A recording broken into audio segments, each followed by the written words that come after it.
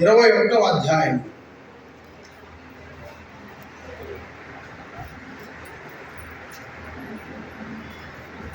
మూడు అధ్యాయాలతో ముగిస్తుంది. మనము 3 అధ్యాయాల తర్వాత యోహాను సువార్తలోకి వెళ్తాం. అంటే ఒక యోహాను సువార్త వింటే పూర్తిగా 4 సువార్తలు మనము నేర్చుకున్నట్టే. మన సంఘం ఎంతవరకు నేర్చుకున్నారు అన్నది ఆ తర్వాత మీరు ఆలోచించుకోవాలి. మరలా మీరు చదువుకుంటే కూర్చొని ఇవన్నీ చెప్పినాయి కాబట్టి చాలా చక్కగా అర్థమవుతాయి. లూకాసు వార్త ప్రస్తుతానికి మనం 21వ అధ్యాయంలో ఉన్నాం కనుక ఈ వాక్యం కొరకై మరి ఎంతగానో ఎదురు చూసి ఆరాధనకు ఎంతో తొందరగా వచ్చినటువంటి సోదరులు అలాగే వాక్యం కొరకు ప్రార్థన చేశారు. సహోదరి మనులు వాక్యం కొరకై ప్రార్థన చేశారు. మంచిగా వినాలి, మేము నేర్చుకోవాలని మీ మంచి ఆలోచన బట్టి పరిశుద్ధాత్మ దేవుని యొక్క సహాయాన్ని బట్టి ఆ ప్రభు యేసుక్రీస్తు వారి నామమున అందరికి వందనములు తెలియజేస్తా ఉన్నాను. జాగ్రత్తగా వినండి. మనసు అటు ఇటు వెళ్ళనివ్వకుండా నియంత్రణలో ఉంచుకొని మీ శరీరాన్ని, మీ ఆలోచనల్ని నియంత్రణలో ఉంచుకొని చక్కగా వినాలని మీకు తెలియజేస్తాను. యేసు ప్రభువు వారు దేవాలయంలోనికి ఆయన వెళ్ళినప్పుడు అక్కడ ఏం జరిగిందో ప్రభు చూసి అక్కడ ఉన్నటువంటి ప్రజలతో మాట్లాడుతున్నాడు. సందర్భం యేసు ప్రభువు వారు దేవాలయంలో ఏం చూశాడు, ఆ రోజు ఉన్నటువంటి పరిస్థితులు ఏం గమనించాడు ప్రభు. మొదట వచ్చిన కానుక పెట్టెలో తమ కానుకలను వేయించున్న ధనవంతులను ఆయన పారచూసెను. అక్కడ ఏం జరుగుతుందంటే కానుకలు ఎక్కడ వేస్తారు? కానుకలు వేసే ప్రదేశం ఏది? దేవాలయం. దేవాలయంలో కానుకలు వేయటానికి ఒక బాక్స్ ఉంటుంది. అంటే ప్రజలందరూ అప్పటికి దేవుని వాక్యం విన్న తర్వాత వాళ్ళు వారమంతట్లో వాళ్ళు పనులు చేసుకొని వాళ్ళు సంపాదించుకున్న దానిలో దేవునికి ఇవ్వమన్న ఆజ్ఞ ప్రకారంగా దేవునికి ఇవ్వడానికి వచ్చారు. దేవుడు చెప్పాడు కదా, నీ యొక్క సంపాదన అంతట్లో దేవునికి రావాల్సినవి తీసుకురావాల్సిందేనని బైబిల్ గ్రంథంలో రాసి పెట్టింది.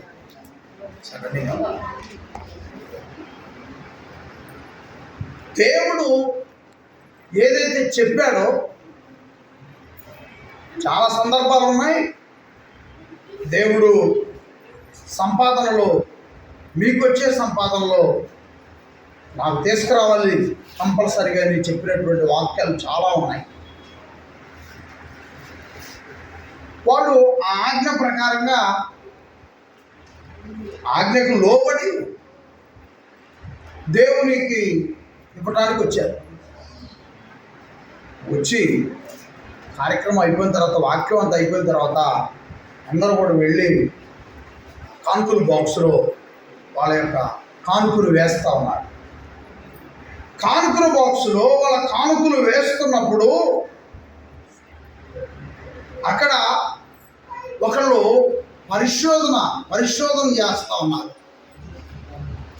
ఈరోజు మనం ఎలాగైతే పరిశోధన చేస్తున్నామో కూర్చొని, అలాగే ఆ రోజు కూడా లైవ్లో పరిశోధన చేస్తూ ఉన్నారు. జరుగుతున్న దాన్ని పరిశోధన చేస్తున్నటువంటి వారు ఎవరంటే మన ప్రభు అయిన యేసుక్రీస్తు. యేసు ప్రభు కూడా దేవాలయంలో ఉన్నాడు. దేవాలయంలో ఉండి చూస్తున్నాడు, ఎవరు ఎలాంటి వాతావరణం మధ్య ఉన్నారో చూస్తున్నప్పుడు అందరూ లేచి తమ కానుకలు తీసుకుని వచ్చి ఆ పెట్టెలో వేయటం చూస్తూ ఉన్నాడు.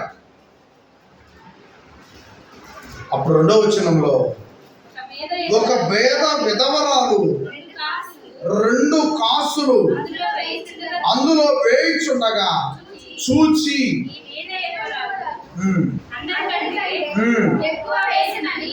ఈ పేద ఎదవరాలు అందరికంటే ఎక్కువ వేసేనని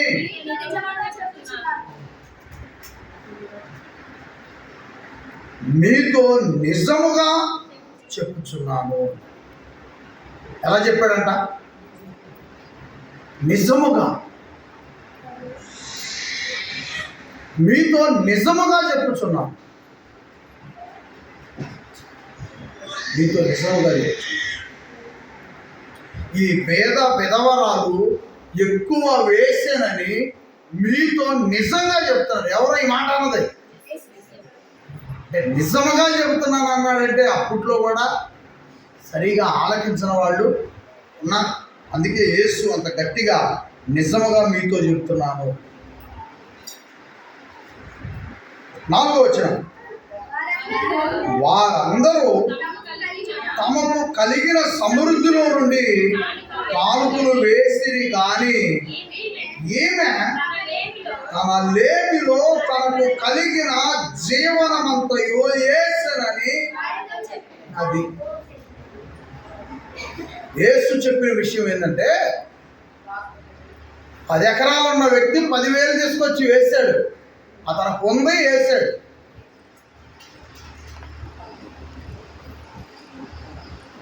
లేదా 4 ఎకరాలు కౌలుకు వెళ్ళే వ్యక్తి పనిచేసే సత్తా ఉంది, పని చేశాడు, దానిలో నుంచి దేవునికి తీసుకొచ్చాడు, వేశాడు.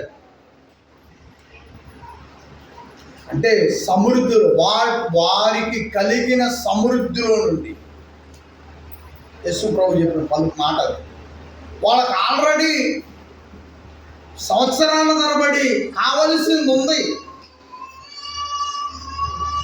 సంవత్సరాలు వాళ్ళకి కావలసిన సంపద ఉంది. లేదా ఆ సంవత్సరం అంతా బ్రతకడానికి వారికి కావలసిన బలం ఉంది, వారికి కావలసిన ఆరోగ్యము, వారికి కావలసిన ఆరోగ్యం ఉంది, వారికి కావలసిన బలము. కాబట్టి వారు ఏ విధంగా తీసుకొని రాగలుగుతారు.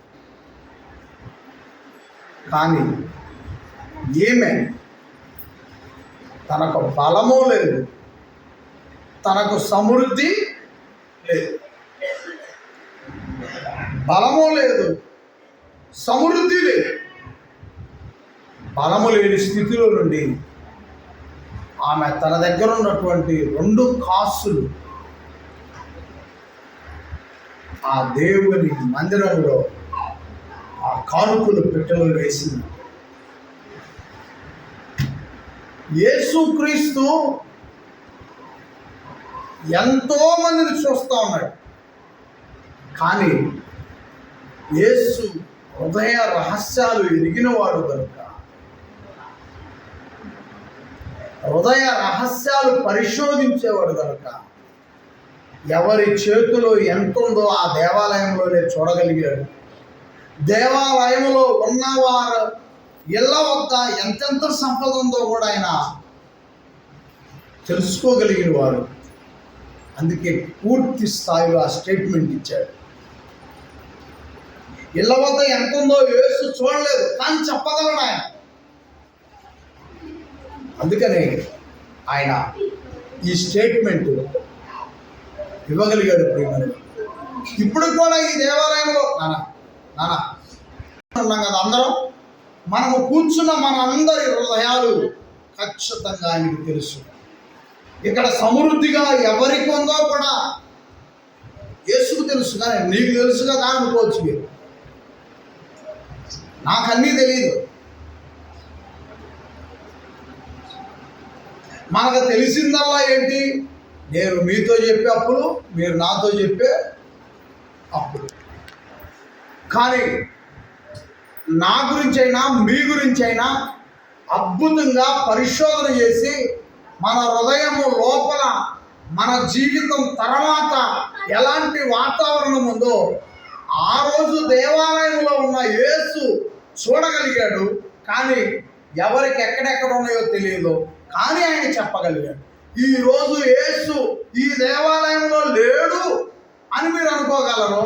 ఆయన పరలోకంలో ఉన్నాడు, కన్న తండ్రి కుడిపార్శ్వాన కూర్చొని ఉన్నాడు. అక్కడ నుంచి ఇక్కడికి ఆయన సజీవంగా చూడగలడు. నమ్మిన వాళ్ళు అందరూ చప్పట్లు కొట్టడం పెద్దగా అందరూ చప్పట్లు కొట్టాలా? ఎందుకంటే యేసు చూడగలిగిన వాడు. ఇక్కడ కూర్చున్న వాళ్ళకి ఎక్కడెక్కడ ఉన్నాయో కూడా చూడగలిగిన వాడు యేసు. అలాగని ఉండొద్దని కాదండి యేసు ప్రభు ఉద్దేశం, ఉండాలి. అయితే యేసు చెబుతున్నటువంటి సత్యాన్ని మనం గ్రహించాలి. యేసు చెబుతున్న విషయాన్ని మనం గుర్తెరగాలి. అంటే అక్కడ ఉన్న వాళ్ళందరినీ ఆ రోజు క్షణంలో పట్టుకోగలిగిన యేసు ఈరోజు ఇక్కడ పరిశీలన చేస్తున్నటువంటి వారిని పట్టుకొనగలడా? పట్టుకోనలేకపోవడానికి ఆయనకు అడ్డంకి ఏముంది?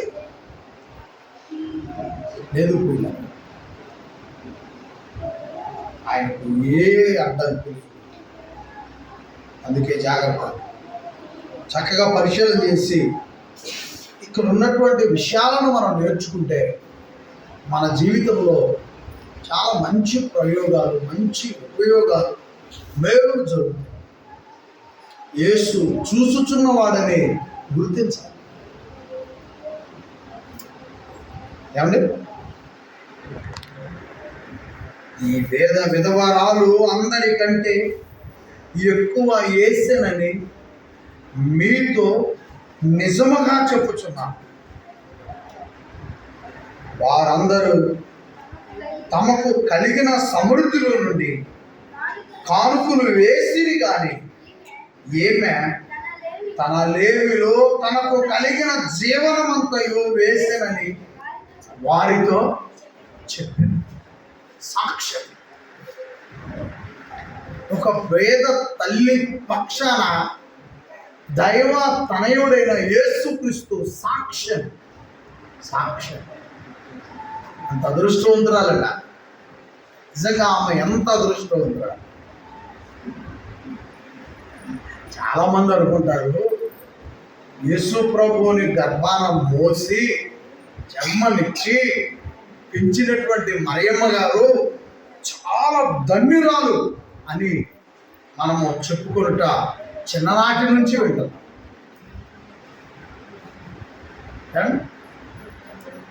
మరి ఇలాంటి వాడు, అందుకని యేసు సమానమైనటువంటి ప్రేమను కలిగిన వాడు. తన తల్లిని అలాగే ప్రేమించాడు. దేవుని పట్ల భయభక్తులు కలిగి ఇష్టం కలిగిన వ్యక్తులను కూడా యేసు అలాగే ప్రేమించాడు. తన గర్భమున మోసి యేసుకు జన్మనిచ్చిన తల్లిని అమ్మ అని పిలిచాడు. యోహాను సువార్త 4వ అధ్యాయంలో ఉన్నటువంటి ఆ సమరయ ప్రాంతంలో ఉన్నటువంటి ఆ బావి దగ్గర స్త్రీని కూడా ఏమని పిలిచాడు? మరియమ్మ గారిని అమ్మా అని, ఈ బావి దగ్గర ఉన్న అమ్మా అనడా? ఏమన్నా ఆ మొదటి పిలుపు ఎలా ఉందో బావి దగ్గర ఉన్న పిలుపు కూడా. కాబట్టి ఆయనలో ఏ మార్పు. నేను నిజంగా చెప్తున్నాను, ఆమెకు అసలు ఏమీ లేవు.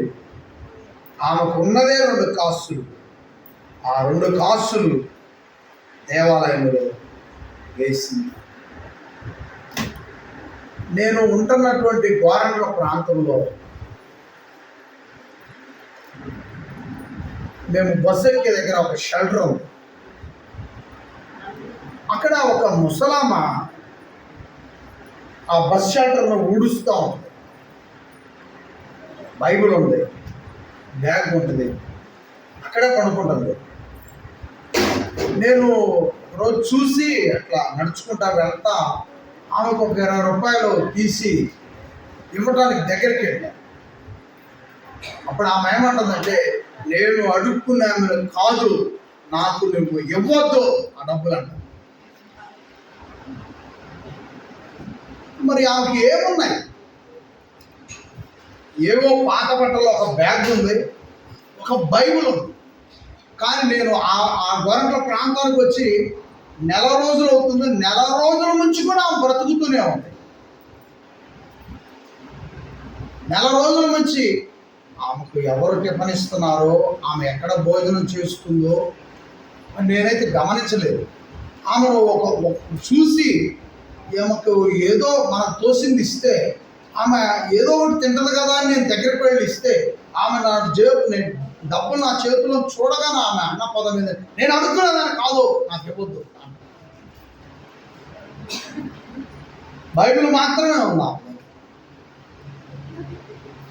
మరి ఆమెకి ఏం ఆస్తులు ఉన్నాయి? ప్రియ దేవుని బిడ్డారు, మన అచ్చంపేట వాళ్ళంటే 5-6 ఎకరాలు భూములు ఉన్న వాళ్ళంట. ఒక అతను ఒక టీఈపీవా, అచ్చంపేట మన శివ టీ స్టాల్ దగ్గర ఆగు, లేదా ఎక్కడన్నా టీ స్టాల్ దగ్గర ఆగినప్పుడు ఒక టీఈపీవా, ఇదిగో ఒక టీఈపీవా అంటున్నాడు ఒక అతను. 50 ఏళ్ళు ఆ పైసలు. నాకెవరో ఒక అతను చెప్పాడు, తెలియక అంతకుముందు 10 రూపాయలు ఇచ్చేవాడిని. నేను టీ కాదు నువ్వే తీసుకోమని ఇచ్చేవాడిని. నాకు ఒక అతను చెప్పాడు, చక్రీని అనుకుంటా, చెప్పాడు, ఏమొద్దు, అతను వచ్చినప్పుడు ఓ తెల్ల పేపర్ తెచ్చుకోకపోతే దాని మీద సంతకం పెట్టి టీ ఇప్పిస్తాను, అప్పుడు అతను ఏం చేస్తాడో చూద్దిగా. అదేనండి, అసలు ట్రై చేద్దాను. ఒక రోజు వచ్చాడు, ఈరోజు రోజు టీ ఇప్పిస్తాగా, ఈ రోజు కూడా ఇప్పివాను. ఏదో తెల్ల పేపర్ తెచ్చుకోకపోతే సంతకం పెట్టి నేను టీ ఇప్పిస్తాను. ఇంకా అక్కడ లేడండి. ఏం తెల్ల పేపర్ తెచ్చేది అనుకుంటూ పోతున్నాయి. ఏంటి తెల్ల పేపర్ విషయం ఏందని ఆ దగ్గరలో ఉన్న ఒకళ్ళని సంప్రదిస్తే, అతనికి కొత్తపల్లిలో 5 ఎకరాల భూమి మాదిపూడ రోడ్డు ఎమ్మటే ఉందండి. ఇప్పుడు ఆ భూమి విలువ ఎంత అండి తెలుసా? పరస దగ్గర ఖమ్మం ఉంది కదా, తాళూరు దాటిన తర్వాత పరస ఉంది. ఆ పరస పక్కనే ఉంటుంది ఒక ఖమ్మం. మీరు వెళ్ళేటప్పుడు పొలంలో వేసి ఉంటుంది ఒక దేవాలయం రేకులతో. మేము ఈ మధ్య చూస్తూ ఉంటే ఆ దేవాలయం లేదు. ఏ గొడవలు తీసేశారా, పడగొట్టేశారా, ఏమైంది అని ఒకసారి చూసాం, 2 సార్లు చూసాం, 3వ సారి మనిషి ఆగలం. అక్క ఒక ఆమె పొలంలో నుంచి వస్తుంది, ఇంటికి వెళ్తుంది. అమ్మ మాకు సమాచారం చెప్పాను. చెప్తాను, ఏం కావాలి మీకు? మొన్నటిదాకా ఈ దేవాలయం పొలంలో ఒక మూలం ఉంది కదా, ఇప్పుడు ఆ దేవాలయం ఏమైందా? ఎకరం 70 లక్షలకు అమ్ముకున్నారు వాళ్ళు. 2 ఎకరాలు 1,40,00,000లకు అమ్ముకున్నారు. అందుకే ఆ దేవాలయము తీసేశారు. అంటే ఇప్పుడు నేనేం చెప్పదలుచుకున్నా? ఎకరం ఎంత చెప్పండి? 70 లక్షలు. సరే, అక్కడ 70, వాటిలోంచి ఒక 30 తీసేయి. ఇక్కడెంత? సరే, సగం తీసేయి. 70లో సగం తీసేయి. ఎంత? 35 లక్షలు. 5 3 ఎంత? 15. ఇంకా 5 లక్షలు అట్లా ఉంచుదాం. అంటే 1,50,00,000 రూపాయల ఆస్తి పరుడు ఒకటి ఇవా అని అడుగుతుంది. ఒకసారి ఆలోచించండి ప్రేమలో. చాలా మంది కాళ్ళు చేతులు బ్రహ్మాండంగా ఉండి కూడా రోడ్డు మీద పడి అడుక్కునేదానికి ఇష్టపడుతున్నారు. అడుక్కునేటువంటి ఆ విధానాన్ని సంపాదనకు మలుచుకున్నారు. కానీ ఈ పేద విధవరాలు, భర్త లేడు, ఇక పిల్లలు ఉన్నారో లేరో మనకు తెలియదు, కానీ ఆమె జీవితం పేద జీవితం, భర్త లేని జీవితం. అప్పటికి ఆమె చేతిలో ఉన్న సొమ్ము ఎంత? 2 కాసులు. దేవాలయం బయట ఇవి అమ్ముతారు, రొట్టెలు. దేవాలయం అయిపోగానే బయటకు వెళ్ళిపోయి ఆమె అవి కొనుక్కొని తిని, అక్కడ ఏదైనా మంచినీళ్ళు ఉంటే తాగి ఆ పూటకి బ్రతకాల్సిన జీవితం ఆమె. కానీ ఏమి నిర్ణయించుకుంది? పరలోకములో ఉన్న నా తండ్రికి నా దగ్గర ఉన్న ఈ 2 కాసులు వేస్తే నా తండ్రి ఆనందపడతాడు. నాకు ఇవే కదా ఉన్నాయి.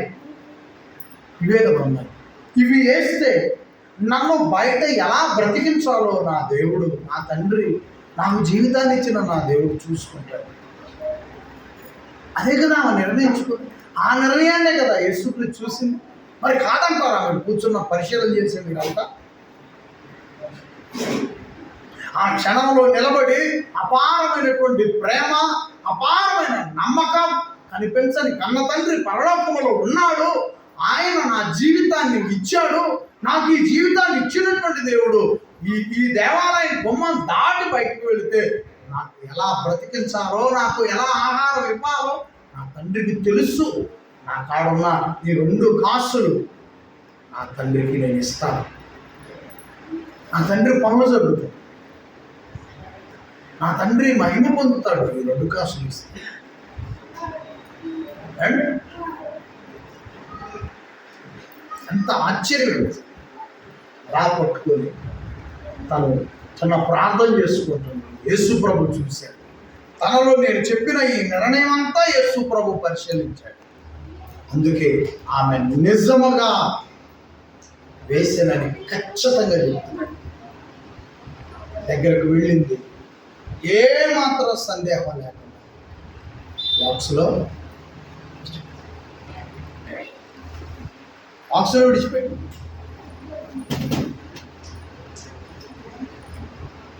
అండ్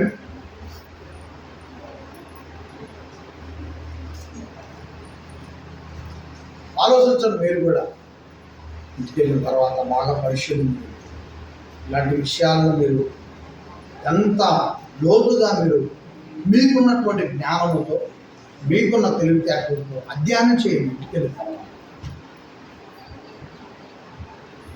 అలాగే 5వ వచనం, అందరూ ఈ అందమైన రాళ్లతో అర్పితములతో శృంగారింపబడి ఉన్నదని దేవాలయం గురించి మాట్లాడుతుండగా, ఏమండి దేవాలయం గురించి మాట్లాడుతున్నాను.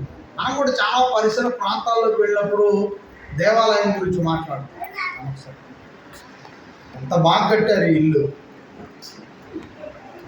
అలాగే మన కళ్ళకు సుందరమైంది ఏదైనా ఒక స్కూల్ కనపడదు అనుకో.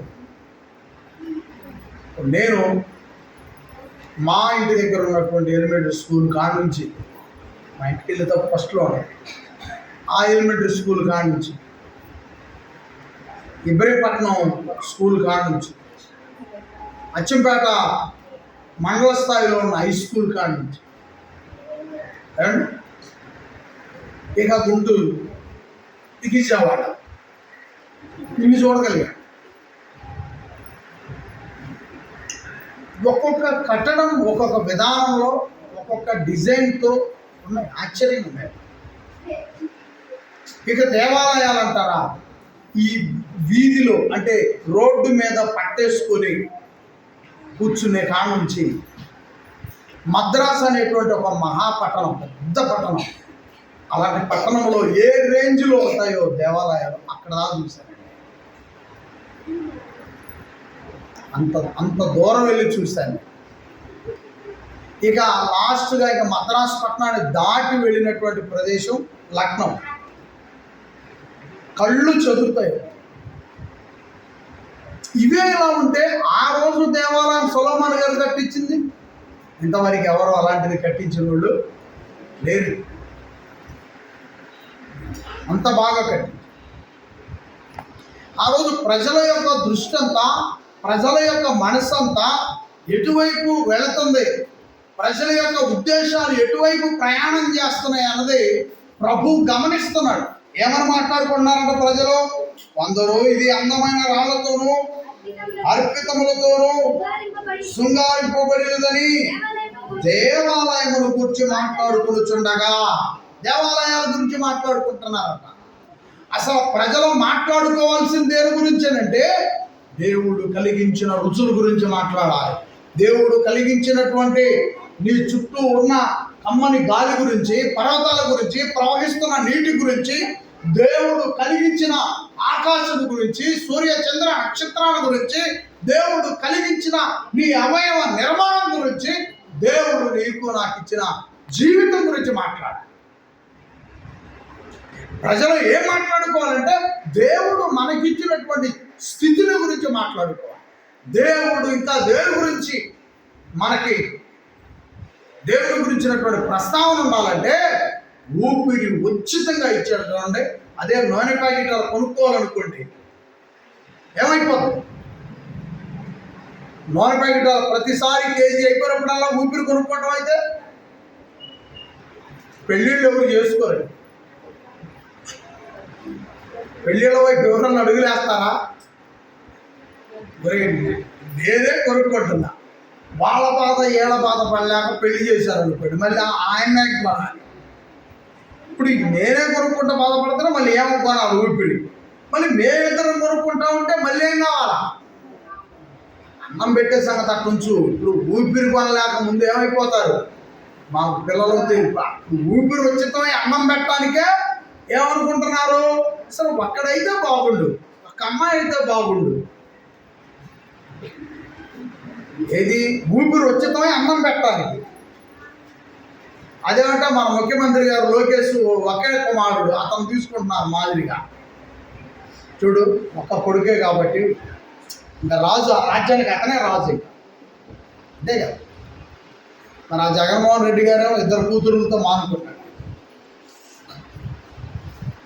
అలాగే ఒబామా అని అమెరికాకి అధ్యక్షుడిగా చేశాడు 2 సార్లు. ఆయనకు కూడా 2 కూతుర్లు. కానీ వేల కోట్ల కొంత వాళ్ళకి ఆస్తులు. కానీ ఒకళ్ళిద్దరితోనే ఆపేసు. ఏది? ఊపిరి ఉచితమై ఆహారం పెట్టాలి. లేదా ఎందుకులే వీళ్ళందరినీ ఆడ ఉన్నవాళ్ళు చాలు. వీళ్ళ మనము దేవుని గురించి మాట్లాడుకోవాల్సింది ఏంటి అని అంటే, దేవుడు మనకిచ్చిన జీవితం గురించి మాట్లాడాలి.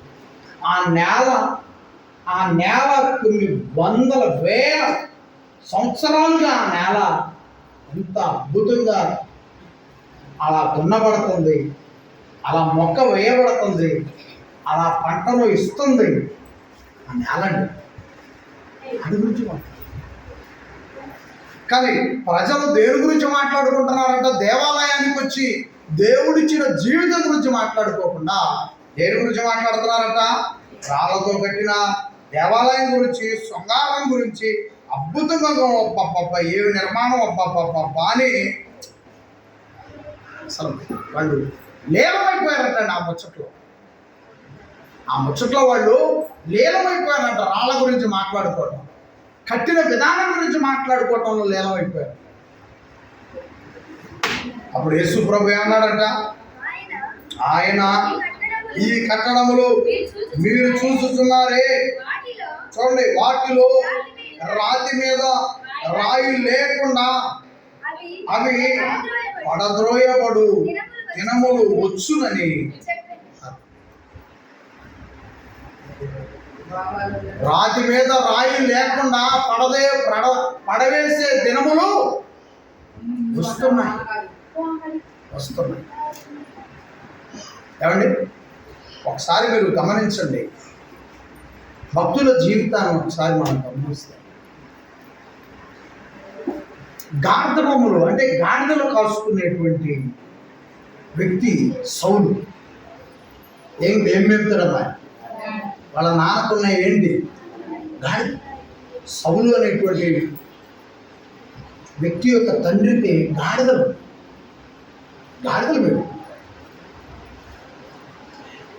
మేపుకునేటువంటి వ్యక్తి యొక్క కుమారుడు ఈ సౌలు. ఇజ్రాయేల్ అందరూ అడుగుతున్నారు, మాకు రాజు కావాలి, మాకు ఒక రాజును నియమించమని ఇజ్రాయేల్ అందరూ దేవుడిని అడుగుతున్నారు. అప్పుడు దేవుడు ఇజ్రాయేలీల పైన ఒక రాజుని నియమించాలని ఆలోచన చేసినప్పుడు ఎవరిని నియమించాలి రాజుగా దేవుడు పరిశీలన చేసి ఈ సౌలు అనేటువంటి వ్యక్తికి రాజు అయ్యే గొప్ప అవకాశం కల్పించాడు. గాడిదలు దోలాడుకుంటూ వచ్చాడు. అంటే గాడిదలు పోయినవి వాళ్ళే దోలాడుకుంటున్నాడు. దోలాడుకుంటా సమూయేలు ఎక్కడున్నాయో చెప్పగలిగిన వాడు ప్రార్థన చేసి. ఆ రోజుల్లోనే సుమా, ఈ రోజులు కాదు. ఈ రోజుల్లో ఎవరు కూడా ప్రార్థన చేసి ఏది ఎక్కడుందో చెప్పగలిగిన వ్యక్తులు ఈ రోజుల్లో బైబిల్ ప్రకారంగా లేరు. ఒకవేళ వాళ్ళు ఉన్నారు అని అంటే అవి సాతానులకు సంబంధించిన చర్యలు, అవి బైబిల్ పరిశుద్ధ గ్రంథానికి సంబంధించిన మార్గం అయితే కాదు. ఇప్పుడు 2024 గతంలో ఉన్నారు బైబిల్ పూర్తిగా ముందు చెప్పేవాడు, సమూయేలు గారు చెప్పేవాడు. అప్పుడు ఈ సౌలు ఏం చేశాడంటే, అసలు సమూయేలు గారి దగ్గరికి వెళ్దాం, ఆయన ప్రవక్త కదా, మా గాడితో ఇటువైపు వెళ్ళా ఎటువైపు వెళ్ళి చెప్తాను వెళ్ళాడు.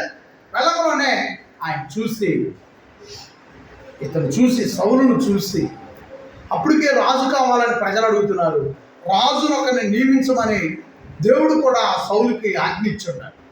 వెంటనే సౌలు చూశాడు, బాగా హైట్ ఉన్నాడు, మంచి బలిష్టంగా ఉన్నాడు, ఇతను రాజు అయితే బాగుంటుందని దేవుడికి ప్రార్థన చేసి అతను అక్కడే తైలం పోసి రాజుగా, ఇజ్రాయేలు పైన రాజుగా అభిషేకించాడు.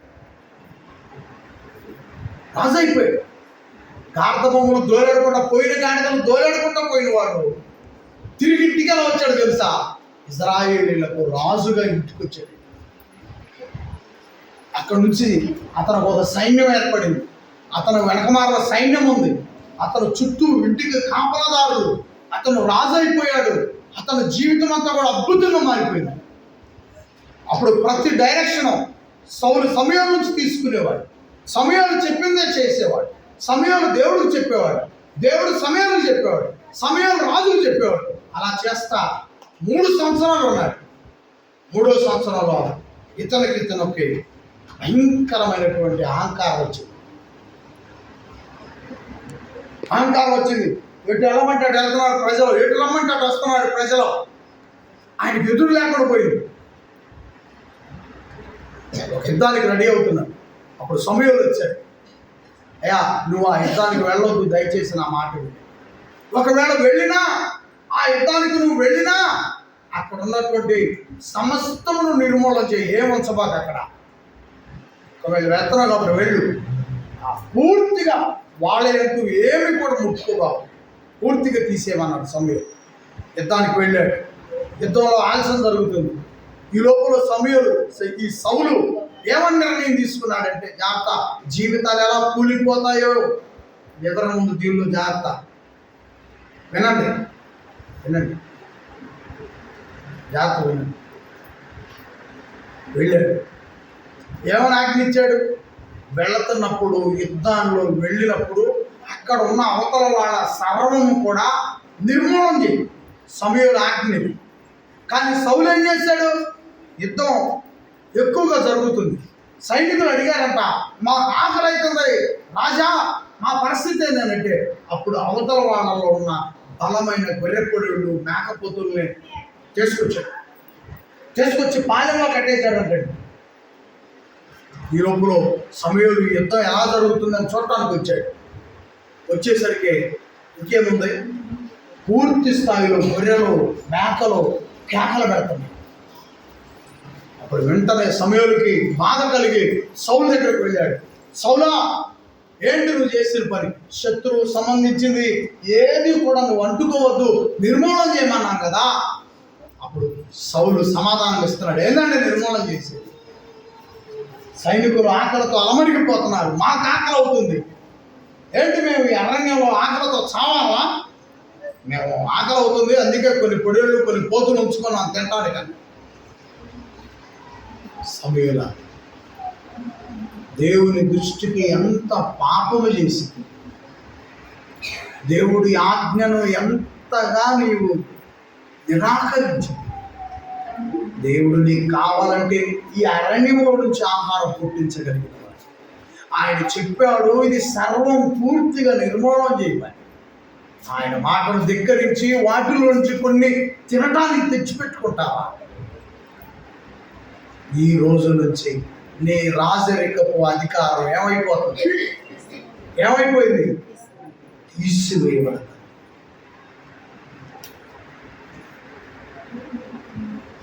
నీ రాజ జీవితం ఈ రోజు నుంచి రద్దు చేయబడుతుంది. నీకు బదులు మరొక రాజుని నేను అభిషేకించడానికి ఇప్పుడే నేను బయలుదేరి వెళ్తాను. జ్వరం వచ్చిందంట, జ్వరం వచ్చింది. అతని జీవితం ఒకసారి ఆలోచించు. గాడిదలు కాసుకునేవాడు,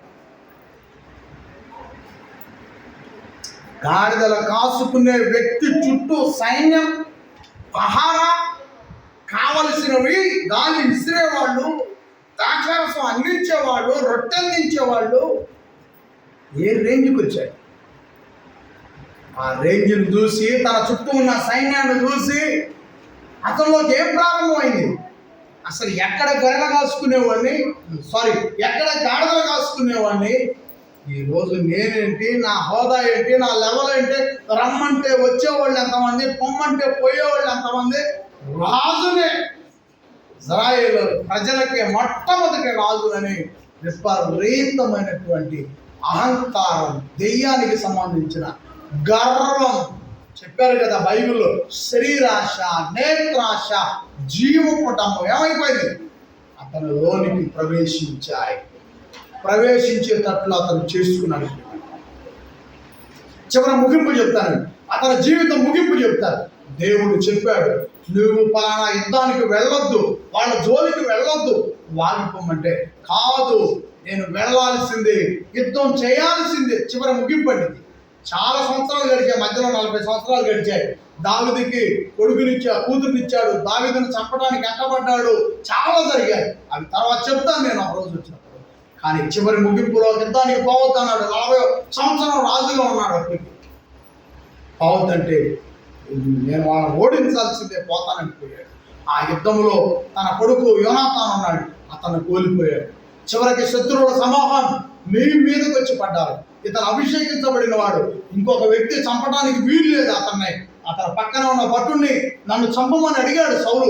అతను శత్రువు వస్తున్నాడు, ఆ శత్రువు చేతిలో చచ్చిపోయిన చరిత్ర నా జీవితంలో ఉండకూడదు, నీ కత్తితో నన్ను పొడి చంపేమన్నాడు. నేను రాజును చంపిన చరిత్ర నాకొద్దు, నేను పొడవనన్నాడు.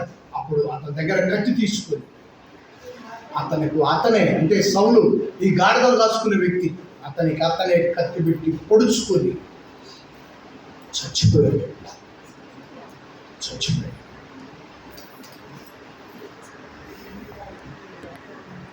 కాబట్టి ప్రియులరా, మన చుట్టూ ఏర్పడిన పరిశీలన చేస్తున్నటువంటి నా సోదరులారా, మన చుట్టూ ఏర్పడిన ఆర్భాటాన్ని బట్టి, నీ బ్యాంకు బ్యాలెన్స్ని బట్టి, నీ ఆభరణాల బలమును బట్టి, దీన్ని బట్టి మనము దేవుడు మనకు ఏ అధికారం ఇచ్చినా ఆ రాళ్లను చూసి, ఏ రాళ్ళు, నీ ఉంగరంలో ఉన్న వజ్రాన్ని చూసి, నీ మెడలో ఉన్నటువంటి ఆ రంగురంగుల రాళ్ళను చూసి పిల్లరా ఎప్పుడు కూడా మోసపోకు.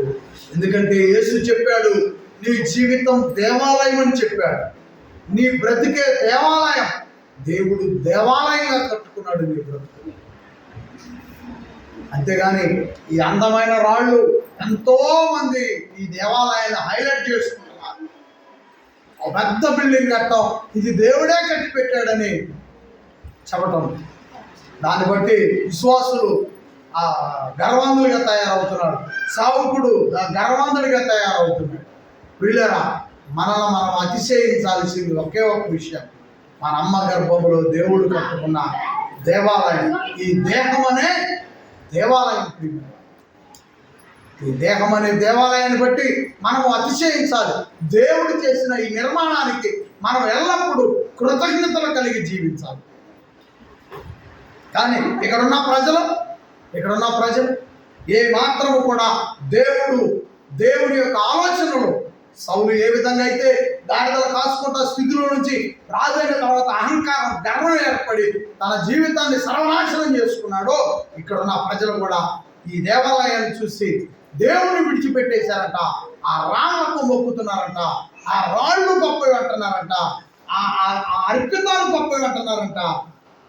వీళ్ళరా, దేవుడు ఏమైపోయాడు మధ్యలో? పూర్తిగా దేవుణ్ణి వాళ్ళ హృదయాల నుంచి తీసివేశాడు. అందుకని అప్పుడు యేసు ప్రభు పలికిన మాట ఏదో తెలుసా? మీరు ఈ రాళ్ళను మొక్కుతున్నారు, ఈ రాళ్ళు గొప్పవి అంటున్నారు. దేవుడి సన్నిధిని వదిలిపెట్టేశారు. ఇది ఉండదో ప్రభు చెప్పాడు, అది అది తీసివేయబడింది, ఇప్పటికీ లేదు. ఆ తీసివేయబడిన ప్లేసులో మళ్ళీ దేవాలయం కట్టాలని ఎంతో ప్రయత్నాలు చేస్తున్నారు. అది సాధ్యం కావటం లేదు ఇప్పుడు ప్రజెంట్ యెరూషలేములో. ఏమండి, అప్పుడు యేసు ప్రభు చెప్పినటువంటి విధానాలు ఒకసారి మీరు జ్ఞాపకం చేసుకోండి. పడిపోయినటువంటి ఆ దేవాలయం గురించి కాదు ఇప్పుడు మనం మాట్లాడుతుంది. పడిపోయిన జీవితాలు, ఎన్నో జీవితాలు ఉన్నాయి. నిలబడిన జీవితాలు, దేవుడు నిలబెట్టిన జీవితాలు, మధ్యలో పడిపోయినటువంటి జీవితాలు ఎన్నో ఉన్నాయి. ఒకసారి సంసోను జీవితాన్ని జ్ఞాపకం చేసుకోండి. అసలు అద్భుతంగా ఇవ్వబడిన జీవితం సంసోను. కానీ చివరి దశ ఎంత ఘోరమో తెలుసా? జీవితం ఎంత అద్భుతం అనేది, సంసోను జీవితం ఎంత అద్భుతం ఒకసారి చెప్తాను నేను. అరణ్య ప్రాంతాల్లో వెళ్తూ ఉంటే వీళ్ళరా ఒక సింహం వచ్చి అతని మీద పడింది. సింహం అంటే పిల్ల అనుకునేది. కర్ణాటకలో బండి కట్టుకొని ఈడ్చుకొని పోయింది అనుకునేది. అంత పుట్టకుంటే కాదు, అసలు సింహాల్లోనే మంచి బలమైనటువంటి సింహం అతని మీద పడింది. కలబడ్డాడు సంసోను, కలబడి దేవుడు అతనికిచ్చిన బలంతో ఇదిగో అడుగు భాగాన చేయేశాడు, దాని నోటి భాగాన చేయేశాడు. ఏమండి, ఆ సింహాన్ని శిరసగానే తీర్చాడు. దేవుడిచ్చిన బలం, దేవుడిచ్చిన ప్రారంభ జీవితాన్ని రాను చాలా తప్పుల్లో పడ్డాడు. చివరికి ఫిలిస్తీయులకు చిక్కారు. లాస్ట్ జీవితం చెప్పారు. లాస్ట్లో ఫిలిస్తీయులు అతని 2 కళ్ళు పీకేశారు. తిరగలి వాళ్ళ పిండి తిప్పించుకున్నారు. లాస్ట్ జీవితం ఏమైనా తెలుసు? వాళ్ళు ఒక గుడి ఉండేది. ఆ గుడి దగ్గర నిలబడితే, దేవా ఏళ్లతో పాటికి నేను చచ్చిపోతాను, నాకు బలం ఏమంటే దేవుడు చివరిసారిగా బలం ఇచ్చాడు. ఆ 2 స్తంభాలు దొల్లించి ఆ ప్రజలతో పాటు ఏమైపోయాడు? చనిపోయాడు. ఒకసారి ఆలోచించి, దేవుడు మనల్ని దేవాలయంలో కట్టుకున్నాడని నమ్మండి. ఈ దేవాలయంతో దేవుణ్ణి మహిమపరచు. ఈ లోకంలో మనం కట్టుకునే ఇళ్ళు, మన చుట్టూ ఉన్న ఆభరణాలు, మనం కట్టిన ఇల్లు, మెడ కట్టిన గొలుసు, మనం వాడకేసిన పెయింటు, జేబుకొచ్చిన కాగితం, వీటిని బట్టి మనం ఎప్పుడు మురిసిపోకూడదు అనేది ఈ వాక్యం ద్వారా మనం పరిశీలిస్తున్నాం కాబట్టి తెలుసుకోవటం మంచిది. పిల్లరా, ఇంకా 2 మాటలు చూపించి ఈరోజు ఈ ప్రసంగాన్ని ముగిస్తాను. 7వ వచనం, అప్పుడు వారు బోధకుడా, అలాగైతే ఇవి ఎప్పుడు ఇవి జరుగునని జరగబోవునని చూసిన ఏమని ఆయన అడగగా, 8వ వచనం, ఆయన మీరు మోసపోకుండా చూసుకునుడి, అనేకులు నా పేరుకు వచ్చి నేనే ఆయననియు కాలము సమీపించిననియు చెప్పుదు. మీరు వారి వెంబడి పోకుడి. మీరు యుద్ధములను గూర్చి, కలహములను గూర్చి వినినప్పుడు జడేకుడి. ఇవి మొదట జరగవలసి ఉన్నవని, కానీ అంతము వెంటనే రాదని చెప్పారు. చాలా అల్లర్లు జరుగుతాయి. అల్లర్లు జరిగినంత మాత్రాన అంతం వచ్చిద్దని మీరు అనుకోవద్దని యేసు ప్రభు వారికి సెలవిస్తూ ఉన్నాడు. అంతము వెంటనే రాదని వారికి సెలవిచ్చాను. ఏమంటున్నాడు? నా పేరు చెప్పుకొని ఎంతోమంది వస్తారు, వాళ్ళెమ్మట మీరు పోబాకండి. నా పేరిట ఎందరో బయలుదేరతారు. యేసు పేరంటేనే అన్నం పెట్టే పేరండి. యేసు పేరేంటండి? ఆయన పేరు చెప్పగానే ఏం దొరుకుద్ది? అన్నం దొరుకుద్దండి. కాబట్టి యేసు పేరు చెప్పగానే అన్నం దొరుకుద్ది కనుక ఎంతోమంది ఆ అన్నం కోసం, ఆ అన్నం తర్వాత వచ్చే కొంత ఆస్తి కోసం, ఆ ఆస్తి ద్వారా వచ్చే గొప్ప పేరు కోసం యేసు పేరు ఎంతోమంది మారుమోగిస్తున్నారు. యేసు పేరు అన్నం దొరుకుద్ది, అన్నంతో పాటు యేసు పేరు ఆస్తి దొరుకుద్ది. ఆస్తి వల్ల ఏమొచ్చింది? కీర్తి, ఘనత, పేరు వచ్చింది. ఆ పేరు కొరక యేసు పేరు చెప్పుకొని ఈరోజు చాలామంది బయలుదేరుతాం. కాబట్టి ప్రియులరా, యేసు చెప్పిన ఈ మాటను మరలా మీరు ఇంటికి వెళ్ళిన తర్వాత కూడా గుర్తుపెట్టుకోండి. నా పేరిట అనేకులు వస్తారు, మోసపోబాకండి. వారి ఎమ్మట కనపడ్డాడు ఎవరు వస్తే వాళ్ళు ఎమ్మటే వెళ్ళబాకండి, ఎంబడి పోకుడి అని చెప్తున్నాడు. ఆ కాలము సమీపించిననియు చెప్పుదురు. మీరు వారు ఎంబడి 10వ వచనం, మరియు ఆయన వారితో ఇట్లనెను, జనం మీదకి జనమును, రాజ్యం మీదకి రాజ్యము లేచు. అక్కడక్కడ భూకంపములు కలుగును, తెగుళ్ళు, కరువులను, ఆకాశము నుండి భయోత్పలములు, గొప్ప సూచనలు పుట్టును. ఇవన్నీ జరగక మునుపు వారు మిమ్మును బలత్కారముగా పట్టి నా నామము నిమిత్తము మిమ్మును రాజుల ఎదుటకును అధిపతుల వద్దకును తీసుకొని పోయి సమాజ మందిరములకును చెరసాలకును అప్పగించి, అదండి యేసు ప్రభు నమ్మినటువంటి పిల్లల్ని ఇంతగా బాధ పెడతారు. ఇదే అంతమునకు సూచన. ఇది సాక్షాత్మై మీకు సంభవించును. కాబట్టి మేమేమి సమాధానము చెప్పుదుమా అని ముందుగా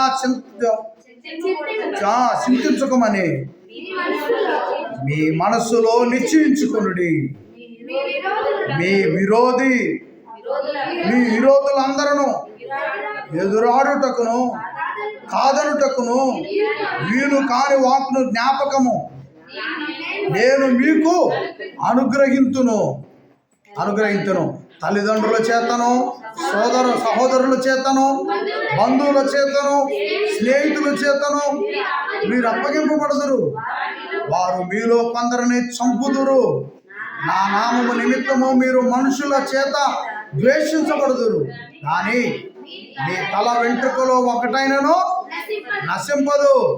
మీరు మీ ఓర్పు చేత మీ ప్రాణములను దక్కించుకొందురు. చెప్పండి, ఆమేన్ చెప్పండి. యేసు ప్రభు ఇచ్చిన బలానికి, ధైర్యాన్ని చప్పట్లు కొట్టండి అందరూ కూడా. యేసు మహారాజుకే ప్రియులారా, యేసు చెప్పింది నెరవేరకపోయి రష్యా, ఇది 2వ సంవత్సరం అండి యుద్ధం ప్రారంభమైంది. ఉక్రెయిన్కి రష్యాకి యుద్ధం మొదలై 2వ సంవత్సరం. అలాగే హమాసు, ఇజ్రాయిల్. ఇప్పుడు ఇజ్రాయిలీల మీదకి చుట్టుపక్కల ఉన్న మిగతా దేశాలు కూడా యుద్ధానికి వచ్చినాయి. చుట్టుపక్కల ఉన్న మిగతా దేశాలు కూడా యుద్ధం చేస్తాయి. అలాగే బంగ్లాదేశ్లో అసలు ఆ షేక్ హసీనా గారు ప్రధానమంత్రి అసలు ఆ దేశాన్ని విడిచిపెట్టి ఆ దేశ సైన్యం సహకారంతో సైన్యం అనేటువంటి హెలికాప్టర్, సైన్యానికి ఉన్న హెలికాప్టర్ ద్వారా ఇప్పుడు ప్రజెంట్ మనకి ఢిల్లీలో ఉందామె. అక్కడ జరుగుతున్న అల్లర్లకి, అక్కడ జరుగుతున్నటువంటి గొడవలకి ఆమె ప్రధానమంత్రిగా రాజీనామా చేసి ఆ బంగ్లాదేశ్ను విడిచిపెట్టి ఇప్పుడు మన భారతదేశంలో ఉందామె, మన ఇండియాలో. ఏమంటే ఒకసారి గమనించండి. అనేకమైనటువంటి అల్లర్లు, అనేకమైన యుద్ధాలు, కరువులు, భూకంపాలు భయంకరంగా యేసు ప్రభు రాకడ సమయంలో మన వాళ్ళ నుంచే మనకు అనేకమైనటువంటి హింసలు, నిందలు, బాధలు, కన్నీళ్ళు, కష్టాలు, ఇవన్నీ కూడా నువ్వు నీతిగా ఉండటం వల్ల, నువ్వు అభివృద్ధి చెందటం వల్ల ఓర్వలేని మనుషులు ఇలాంటివి సృష్టిస్తారు. ఆ రోజు కూడా యేసుక్రీస్తు నామాన్ని విడిచిపెట్టని ధీరుల్లా ఉండాలి, ఈరుల్లా ఉండాలి, ధీరవనితలా ఉండాలి, ఈరవనితలా ఉండాలి. నిజం ప్రియమైన వారు యేసు చెప్పిన సంగతి. కానీ మనవాళ్ళు ఏదైనా ఒక మాట చెప్తే దానికి వెంటనే లోబైపోతారు. వెంటనే ఏదైనా ఒక చిన్న విషయం, ఊళ్ళో ఏదైనా ఒక అలజడి ఏదైనా చెప్పినప్పుడు వెంటనే దానికి మనం స్పందిస్తూ దాన్ని వెంటనే కార్యాచరణకి ప్రారంభిస్తాం. దేవునికి విరుద్ధమైనది పరిశీలన చేస్తున్న సోదరి, పరిశీలన చేస్తున్న సోదరుడా, యేసునామం నీతో ఉంది. నువ్వు దేనికి కూడా అలజడి చెందాల్సిన అవసరం మనకే లేదు. అది 10 రూపాయల ఖర్చు అయినా, 10 లక్షల ఖర్చు అయినా, అది చిన్నపాటి బలహీనత అయినా, మనల్ని అల్లాడిచ్చేదైనా యేసునామం ఉంది. నువ్వు భయపడాల్సిన అవసరం లేదు. ధైర్యం, నమ్మకొద్దు. నీకు ఎప్పుడు ఎలాంటి సహాయం కావాలో దేవుడు చేసే సహాయం, యేసు చేసే సహాయం నీ కంటికి కనపడదు, నీ హృదయానికి అర్థం కాకుండా జరిగిపోతుంది.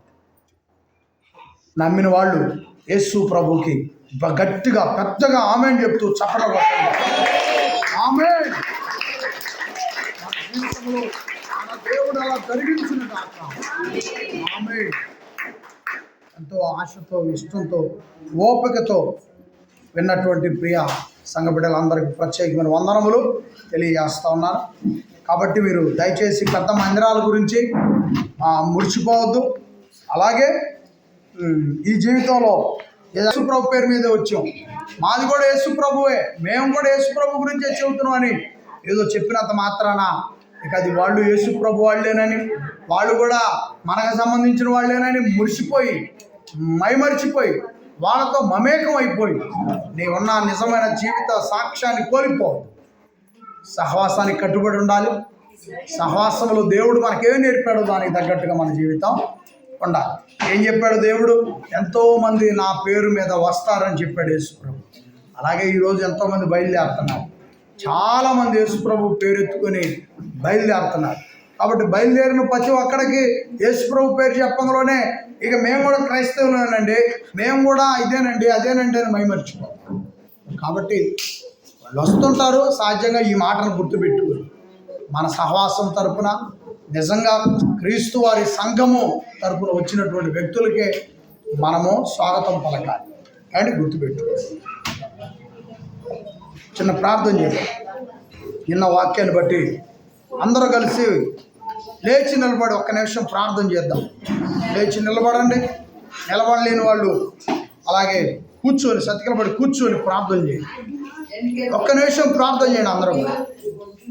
ఒక్క నిమిషం తల వంచి ప్రార్థనలో ఏకీభవించండి. దేవాతి దేవుడు చేసిన ప్రతి సహాయాన్ని కూడా మర్చిపోవాలి. యేసు చెప్పినటువంటి మాటలను జ్ఞాపకం చేసుకుని ఈరోజు జీవితాన్ని జ్ఞాపకం చేసుకుని ఆ రోజు ఆ ప్రజలు ఆ దేవాలయాన్ని చూసి మురిసిపోయారు. దేవుడిచ్చిన జీవితాన్ని జ్ఞాపకం చేసుకోలేదు. చివరికి ప్రియులారా, వాస్తవం చెప్పాలంటే ఆనాటి ఆ ప్రజలను చూసి యేసు ఏడ్చాడంట.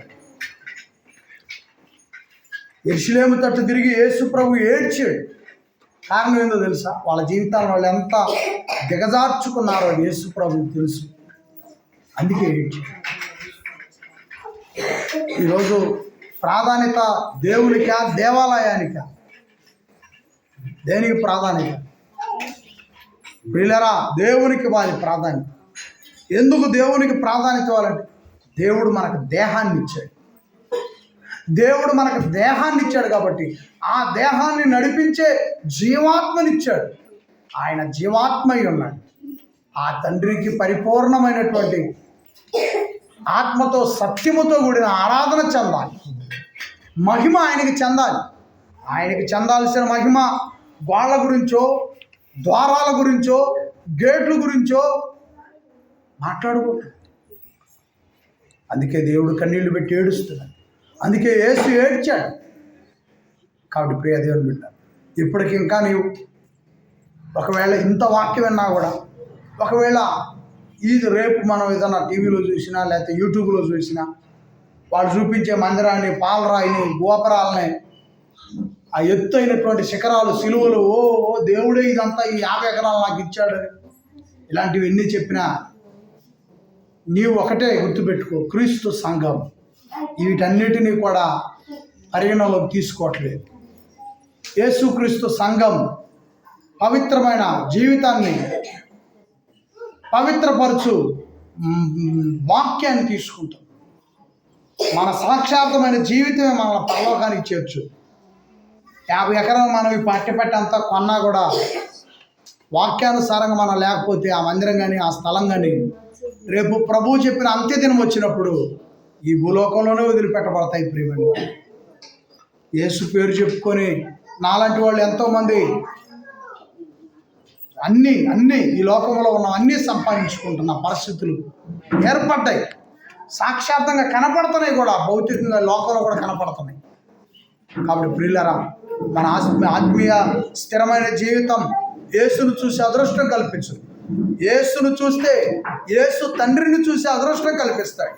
ఈ రెండు జరగాలంటే భూమి మీద ఉన్న పరిశుద్ధాత్మ దేవునికి మనము లోపరుచుకోవాలి. పరిశుద్ధాత్మ దేవునికి మనము సహకరించాలి. పరిశుద్ధాత్మ దేవునిలో మనము విలీనం అవ్వాలి. అప్పుడే మన జీవితంలో నియంత్రణతో కూడినటువంటి ఆలోచనలు ఉంటాయి. పరిశుద్ధుడైన మా తండ్రి, నీ ప్రియ కుమారుడు శరీరము, ఆయన రక్తము తీసుకుని దేవా, యేసు చెప్పిన అద్భుతమైన సంగతుల మీద మేము మనసు ఆయన సౌలుకు మీరు ఎంతో గొప్ప దీవెన ఆశీర్వాదాలు ఇచ్చారు తండ్రి. తన చుట్టూ ఉన్న అందాన్ని, తన చుట్టూ ఉన్నటువంటి ఆ కాపుదల, తన చుట్టూ ఉన్న సైనికులు, తన చుట్టూ ఉన్నటువంటి రాజుకి ఏవైతే ఇవ్వబడతాయో వాటన్నిటిని చూసి ఆయన మైమర్చిపోయాడు. దేవుడు మీరిచ్చిన జీవితాన్ని వదిలిపెట్టాడు. తర్వాత జీవితం ఎంతో అల్లకుల్లాలో అయిపోయింది. ఆయన జీవితం చివరికి చాలా చాలా దౌర్భాగ్యమైన స్థితికి పెట్టి. అలాగే సంసోన్, మీరు ప్రజలను కాపాడటానికి ఎన్నుకొని జీవితం ఇచ్చారు దేవా. వాళ్ళని నేను తప్పు పట్టలేదు, కానీ వాళ్ళ జీవితంలో జరిగింది మీరు రాయించారు కాబట్టి మేము జ్ఞాపకం చేసుకుంటాం తండ్రి.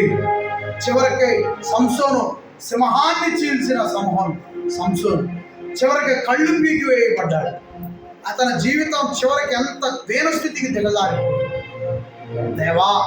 ఈరోజు మా దగ్గర ఉన్న కొంత ఈ ధనాన్ని చూసి, ఆస్తులు చూసి, ఆభరణాలు చూసి, బలగాన్ని చూసి, నాకు సపోర్ట్ని చూసి, నాకు వాళ్ళ బలం ఉంది, వీళ్ళ బలం ఉంది, నాకేం ఎదురు లేదని ఇక్కడ ఇప్పటి వరకు పరిశీలన చేసినటువంటి కుటుంబీకులు, ఈ వ్యక్తులు ఏదైనా పొరబడే ఆలోచనలు ఉంటే, యూట్యూబ్లో చూసే మందిరాలు, యూట్యూబ్లో చూసే జనాలు, యేసు పేరు చెప్పుకొని వచ్చే ఊళ్ళోకి వచ్చే ప్రజలు, ఇలాంటి వాళ్ళని చూసి మైమరిచిపోతే, మురిసిపోతే ఎంత నష్టపోతారో యేసు ప్రభు చెప్పాడు. ఆయన ఆ రోజు యెరూషలేము కట్టడాలను చూసి ఎంత నష్టపోయారు వాళ్ళు మురిసిపోయారు. తర్వాత వాళ్ళ జీవితాలు నష్టపోయారు. దేవా, యేసు పేరుని మేము ఎట్టి పరిస్థితుల్లోనే చెప్పగలిగే ధైర్యం, ఎట్టి పరిస్థితుల్లోనైనా మేము యేసు కొరకు నిలబడి తండ్రి అని మిమ్మల్ని ఆరాధన చేసే అవకాశం క్రీస్తు వారి సంగమునకు ఆ శక్తి, ఆ బలము దయచేయండి. ఏ రోజు అంతం వస్తుందో తెలియదు. యేసు చెప్పిన పరిణామాలు వచ్చేసినాయి. భయంకరమైన యుద్ధాలు జరుగుతున్నాయి, భయంకరమైన కరువులు వస్తున్నాయి. యేసు రానై ఉన్నాడు. యేసు వస్తే ఈ లోకం అంతం అయిపోతుంది, ఈ బిల్డింగ్లు అంతమవుతాయి, ఈ మందిరాలు కూలిపోతాయి, ఏది ఉండదు. ఈ బిల్డింగులు ఉండవు, ఈ మందిరాలు ఉండవు, ఈ స్థలాలు ఉండవు. ఈ శూన్యం, ఇదంతా శూన్యం అయిపోయి, ఈ ప్రకృతంతా బోడదైపోయి పరిస్థితులు వస్తున్నాయి. యేసు వచ్చిన రోజు ఇదంతా బోడదైపోతుంది. అయితే మా ప్రభు అయిన యేసు మమ్మల్ని కొత్త ఆకాశం, కొత్త భూమికి తీసుకువెళ్తాడు, పరలోకానికి తీసుకువెళ్తాడు. ఆ నిరీక్షణతో మేము ఎట్టి పరిస్థితులను ఎదుర్కోవడానికి యేసు కృప మాకు దయచేయండి, ఆయన బలం మాకు దయచేయండి, ఆయన ధైర్యం మాకు దయచేయండి, పరిశుద్ధాత్మ బలం మాకు దయచేయండి, ఆయన ధైర్యం మాకు దయచేయండి. యేసు కృపతో నడిపించండి, పరిశుద్ధాత్మ పరిరక్షణలో ఉంచండి. తండ్రి తండ్రి తండ్రి, మీరు పిల్లలుగా మమ్మల్ని బతికించండి, పిల్లలుగా మమ్మల్ని బతికించండి. మా ప్రభు శరీరం తీసుకుంటున్నాం, మా ప్రభు రక్తం తాగుతున్నాం, మా ప్రభు సిలువలో చేసిన త్యాగాలకు అలాంటి త్యాగపూరితమైన మనస్సు మాకు దయచేయండి. ఆ భేద విధవరాలు 2 కాసులు ఎంత చక్కగా పూర్తిగా మీకు సమర్పించుకుంది జీవితం. అలాంటి జీవితం, మీకు సమర్పించుకునే జీవితం ఇక్కడ ఉన్న ప్రతి ఒక్కరికి దయచేయండి అయ్యా. బయట ఉన్నటువంటి వెలుపల ఇక్కడికి రాలేకున్న పిల్లలకు కూడా అలాంటి పట్టుదలతో కూడిన జీవితాన్ని దయచేయమని ప్రార్థిస్తున్నాం. అచ్చంపేటలో ఉన్న సంఘానికి కూడా అలాంటి పట్టుదల దయచేయమని ప్రార్థిస్తున్నాం.